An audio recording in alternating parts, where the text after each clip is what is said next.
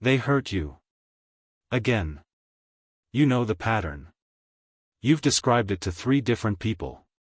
You've said out loud, I know this isn't good for me. And you're still there. So naturally, you conclude you just need more willpower. Because obviously, the solution to "this person keeps hurting me" is try harder to leave. Right? Here's the truth. This isn't weakness. It's loyalty. Loyalty to a definition of love that was handed to you before you could evaluate it, one that came with pain already built in. The part of you that learned what connection feels like learned it in a specific place, with specific people. And it learned, love is the relief after tension. Belonging is something you earn.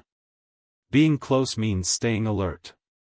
So when someone keeps you in that loop, the withdrawal, the warmth, the silence, the return, the oldest part of you doesn't read danger.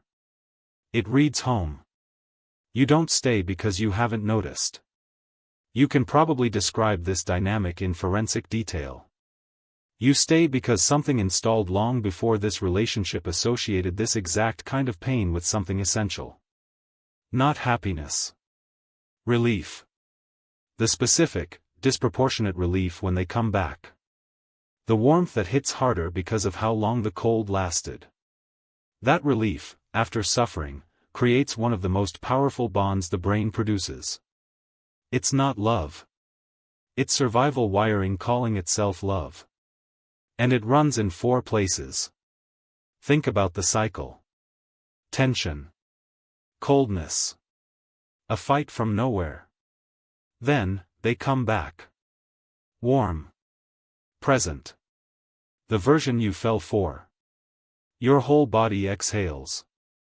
And in that exhale, the bond gets sealed.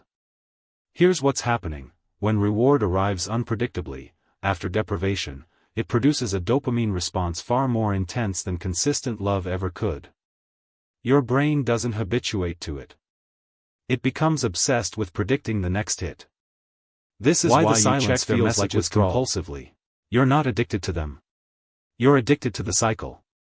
They just happen to control it. And that cycle was familiar before this relationship ever started. There's a manager, or a mentor, or someone whose approval you need in a room you desperately want to belong to. Demanding. Withholding. Occasionally warm. You work harder for this person than for anyone who has ever actually valued you. You've had better offers. You stayed. Because the part of you that learned to earn love through performance recognized this dynamic immediately. Familiar authority. This is how important people feel. When approval is withheld by someone you've decided matters, your brain doesn't conclude, they're not worth it. It concludes, I haven't done enough yet. But the standard was never meant to be met. Because the moment it is, you become less useful. You're not chasing the job. You're chasing the version of childhood approval that never fully arrived. The most available toxic relationship in your life isn't with another person. It's the voice in your head that moves the goalposts every time you reach them. That surfaces your worst moments at your best ones. That has never, not once, offered unconditional approval. And you trust it more than you trust the people who love you. That voice isn't honesty. It's armor. It was built by a version of you who learned that self-criticism was protection. If you found the flaws first, the external criticism hurt less. If you never got too comfortable, you were never caught off guard. The critic kept you prepared. The problem is the threat it was preparing you for is gone. But the voice stayed. And now it's running the same extraction the toxic relationship runs, keeping you just unsettled enough to never fully land. You've been in this long enough that you don't fully know where you end, your humor adjusted around their sensitivities. Your ambitions were quietly edited. You stopped mentioning things because mentioning them created a specific kind of silence. And you called it compromise. Here's what actually happened: the part of you committed to maintaining connection at any cost sacrificed identity to do it. It will mute your voice, suppress your instincts, slowly erase the parts of you that create friction, because even painful belonging felt more essential than individuality. This is why leaving feels impossible in a way that's hard to explain. It's not just that you'll miss them. It's that you've built your current self partly in relation to them. Leaving means facing a version of you that doesn't have a role yet. A version that has to be chosen rather than assumed. And that unknown self, even though it's freer, feels more frightening than the familiar pain. Because the familiar pain, at least, is legible. You're not broken. You're not weak. You're not uniquely bad at protecting yourself. You're loyal to a map of connection that was drawn before you had any say in it. That map said, love arrives through tension. Safety is temporary. Intensity is how you know it's real. The wiring isn't broken. It was built for a specific environment. That environment is gone. The map stayed.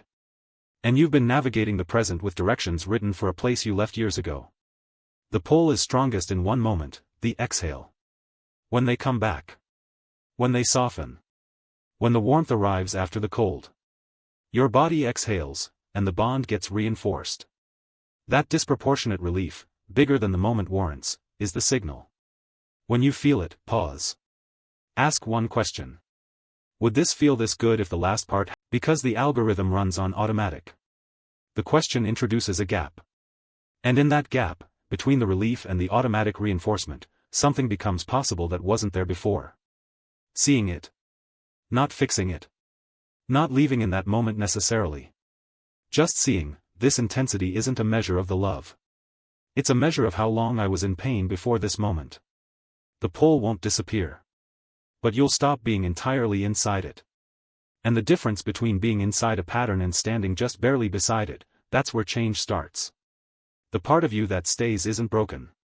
It's doing exactly what it was trained to do, hold on to connection the only way it ever learned how. But you're not in that environment anymore.